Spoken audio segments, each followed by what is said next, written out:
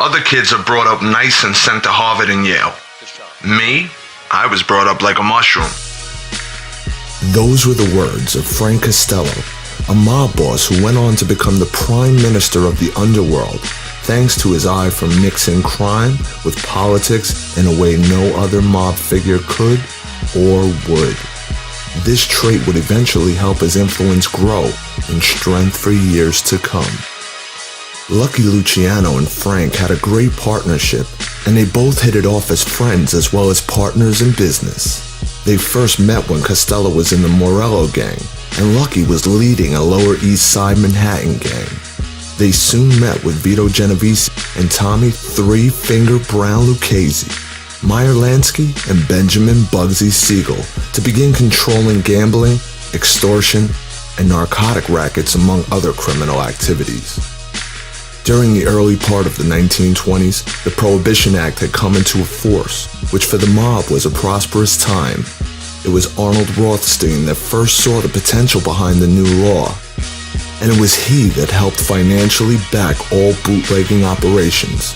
It was also Rothstein who became a big part of the lives of Costello, Luciano, and the Jewish contingent of Lansky and Siegel. He helped teach them the ropes and mentored them in ways of conducting business. After the end of the Castellammarese War in 1931, the Luciano crime family was born with Lucky as the boss, Genovese as the underboss, and Costello as the consigliere. This was certainly Costello's time to shine, as he controlled many gambling rackets, which made the family a fortune. In fact, the slot machines alone brought in millions of dollars of profit. During the mid-1930s, Lucky was sentenced to 30 to 50 years in jail after a special prosecution by Thomas Dewey managed to stick some convictions his way. This meant that Genovese would become acting boss. However, a year later, he too was indicted, this time for murder, so he fled back to Italy to avoid being pinned down. Lucky, from inside prison, decided that he would make Costello the acting boss, giving him a strong control over the family. Costello was a successful boss to say the least, and he was well liked by the family as he shared profits and didn't demand big cuts on his criminal earnings. Due to his political influence and the money that was being made at the time from the slot machine operation, Costello pulled in a lot of money for the family and was a boss that was really underrated when you see how he performed at the helm. After Vito Genovese returned from Italy, after the murder charge was dropped through the lack of witnesses and prosecutors, he looked to take the family back from the hands of Costello. At the time of his return to the family, he was only a capo regime in charge of street soldiers, which I would imagine would have spurred him on into trying to reclaim the family. Very slyly, Genovese began to build trust and a rapport with family members, especially the soldiers, by helping them out when they needed it the most. This was either by doing them some favors or lending them money with the fact that the favor needed to be returned to him down the line.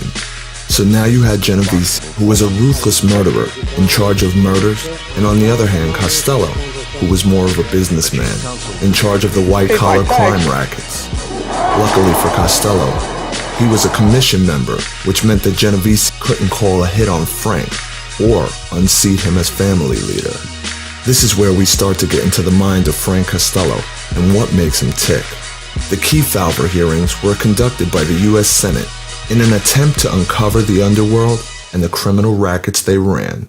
Over 600 mob figures would testify before Congress, and this was all aired over the TV channels in the early 1950s. In the early 50s, Costello was also one of the most powerful and influential mob bosses, but he felt something was missing. He felt that he needed to be respected, so he booked himself in for psychiatric sessions to solve the problem.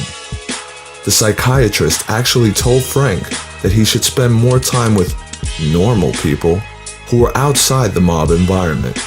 This of course didn't work, as he was a blatant mafia boss and no genuine respect could be granted to him due to this. Costello agreed to testify at the hearings, but didn't want his face broadcasted, just his hands. In the interview, he didn't really answer many questions. Instead, he refused to answer most of them, apart from one question, which was asked by the committee. "What have you done for your country, Mr. Costello?" In which Costello replied, "Paid my tax." In addition, this resulted in some laughs around the courtroom. Due to the high publicity of this campaign, it did put a great deal of pressure on Costello, especially as law enforcement knew more about the man at the helm of the Luciano crime family. During the mid-50s, one of Costello's main men chose to leave the US to take refuge in Italy after a prison sentence was hanging over his head if he stayed in the US. The man was Joe Adonis, and without him, Costello was open to attack. He only had the powerful Albert Anastasia by his side, someone who Genovese knew he would have had to remove in order to get at Costello and reclaim the hot seat. For someone so violent, Genovese had patiently waited 10 years to attempt to hit on Costello, and that time came in 1957. Genovese had just left prison. Genovese had ordered Vincent Chin Gigante to assassinate Costello as he was walking to the elevator in the lobby of a Manhattan apartment. As Costello got closer to the elevator, Gigante, who was behind him, shouted out, "This is for you, Frank." Frank then turned around quickly, and the bullet somehow managed to scrape across his head from the front around the back to the other side. Gigante, thinking he had just killed Costello, fled the scene. Frank was a real lucky guy here, because if Gigante hadn't spoken out, then he would have been killed without a shadow of a doubt, there and then. As Gigante tried to assassinate a powerful mob boss, he had to face up a mob trial. Lucky for Gigante, Costello chose not to identify his attacker, meaning that Gigante got away with the attempted hit, and Frank kept to the code of omerta. Gigante, upon leaving the trial, thanked Frank for not identifying him. This was enough to make Frank step down as boss and hand the family over to Genovese. And as Lucky was still held up in prison, he was powerless to stop Genovese. Costello and Genovese came to a deal after recovering from the assassination attempt. The deal was that Costello handed the family over to Genovese in return. Costello would keep his legitimate business interests and gambling operations. Even though Costello was just a family soldier, he was always looked at as a powerful mob boss and someone who helped build La Cosa Nostra, our thing. Frank always had his hand in the Mafia world, and he still held a lot of influence right up until his death in 1973 at the age of 82. Some of his old friends, such as Carlo Gambino, Meyer Lansky, and Tommy Lucchese, still paid to his penthouse, seeking advice on important Mafia affairs.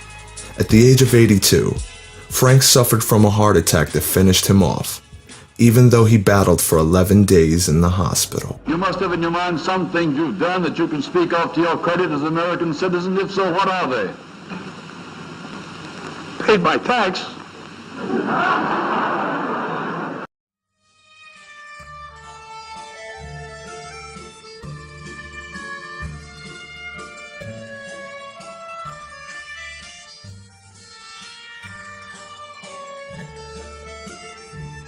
You're now rocking with the best, NCS Costa Nostra. Welcome to the Sting of Voss. The search is over. Every series helps bring you a step closer to the life of the mob without dangerous exposure of what went down, plus mobster of the month. Original content if you're searching on a hunt for the who's who or the best dressed guys, the type of guns they use, the feuds and mob wives. We supply everything as soon as you log on to the National Crime Syndicate.com. From John Gotti to Don back to Mustache P, Big Joe, Al Capone, and Meyer Lansky. So sit back, relax, and enjoy the ride, cause the code of silence here no longer applies. So make sure you subscribe and stay tuned in, cause over here we like to keep this thing moving.